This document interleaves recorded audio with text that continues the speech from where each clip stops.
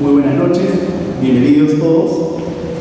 El Instituto Cultural Peruano Norteamericano se complace en presentarles la tercera fecha del ciclo de conferencias Mes de las Letras Signo. En esta ocasión, hubo oportunidad, contaremos con la destacada participación del doctor Alberto Varillas Montenegro, quien disertará el tema titulado El modernismo peruano. Pido un fuerte aplauso de bienvenida para el doctor.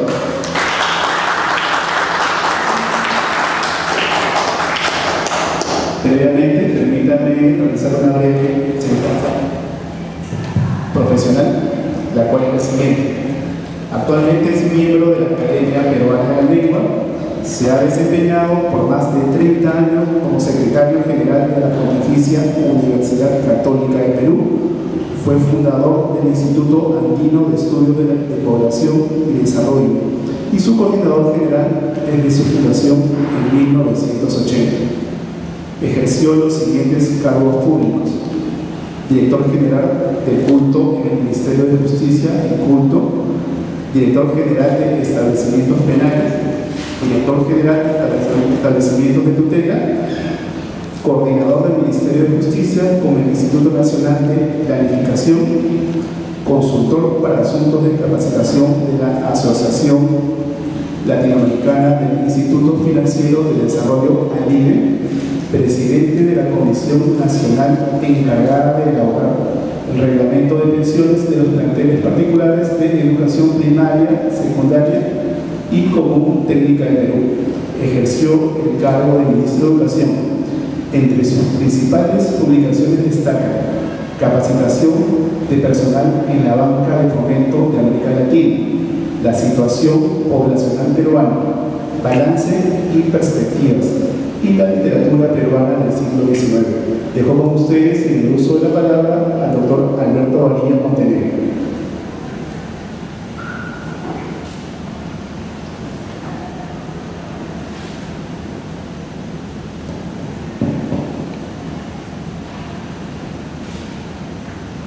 Agradezco la presentación, damas y caballeros, agradezco la presentación, pero me siento mucho más contento cuando puedo actuar como profesor universitario, cosa que he hecho durante una cantidad importante de tiempo.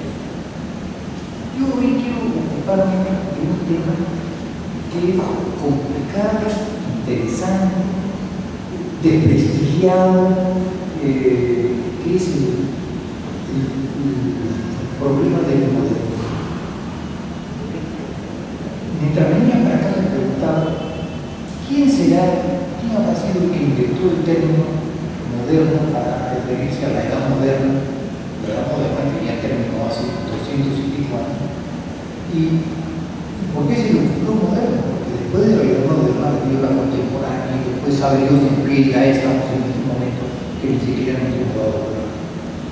Y es que se trata de un término que se puede utilizar de tantas formas que no sabemos muy bien cuándo comienza lo moderno, cuándo termina lo moderno para entrar a lo contemporáneo. Como les digo, cuando entraremos a la edad atómica, futurista y lo que sea. El moderno, hasta la mitad del siglo pasado, hasta la mitad del siglo antepasado, todas las tendencias que tenemos eran muy fáciles de poder entender. Entonces se podía uno referir con mucha tranquilidad a la fecha en que empieza el movimiento tal o cual. Precisamente estábamos conversando con dos interesados del público, buenos interesados del público, sobre cuándo podían haber terminado el modernismo. En esa época, poder fijar estas fechas era muy sencillo. Era tan sencillo que hoy, por ejemplo, podemos fijar con facilidad las fechas de algunos de los movimientos previos al modernismo. Por ejemplo, todo el mundo sabe, todas las historias de la literatura confirman qué día empezó el teatro romántico en Francia. Y el teatro romántico en Francia comienza el 25 de febrero del año 1830. que fue el día que se inauguró, se estrenó una obra de Víctor Hugo, El Hernán. Y en El Hernán se rompía la necesidad de que las obras tuvieran exacto, que tuvieran el número de personajes, las características, los perfiles de los personajes.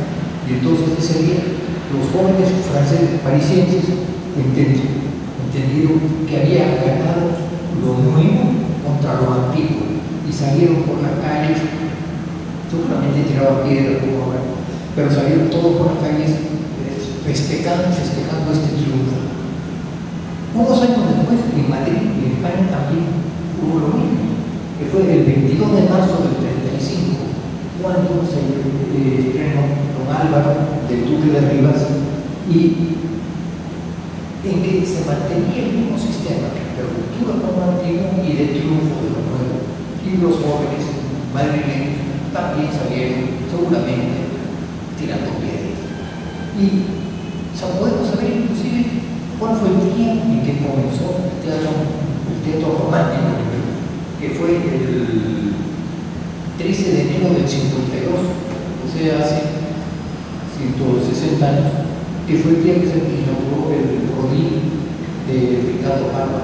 Entonces, antes era muy fácil poder precisar cuándo empezaba, cuándo terminaba las cosas. A fines de la década de 1830, ya el romanticismo había desaparecido de toda Europa, menos en España. Ya, y en el Perú había empezado, porque siempre hay este periodo de atraso de América con respecto a la literatura europea. Del romanticismo sabemos todos sus antecedentes, del moderno tanto. Del romanticismo sabemos cómo venía de Inglaterra y cómo de Gran Bretaña los poetas arquistas, Wordsworth, Coleridge, todos los que habían inaugurado este movimiento, Shelley, etc. Cómo venían también de Alemania y el famoso movimiento de Sturm und Drang, tempestad y arrastre, podríamos decir, es el otro grupo, y entre ellos el movimiento romántico se inicia en Francia. Pero ya no podemos tener esa certeza, muy a pesar de los historiadores de la literatura, porque antes los historiadores de la literatura podían con muchísima facilidad explicar el inicio y el final de los movimientos sin mayor dificultad. En esa época, la literatura americana dependía de la europea. Eso no tiene por qué llamar la atención.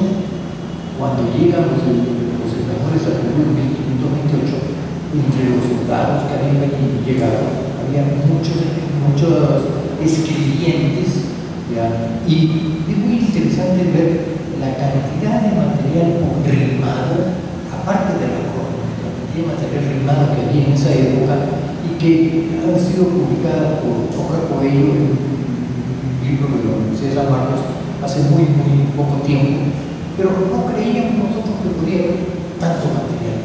Pero según va pasando, vemos ese material mientras en Europa ya el triunfo del barroco, en América todavía estábamos descubriendo el Renacimiento.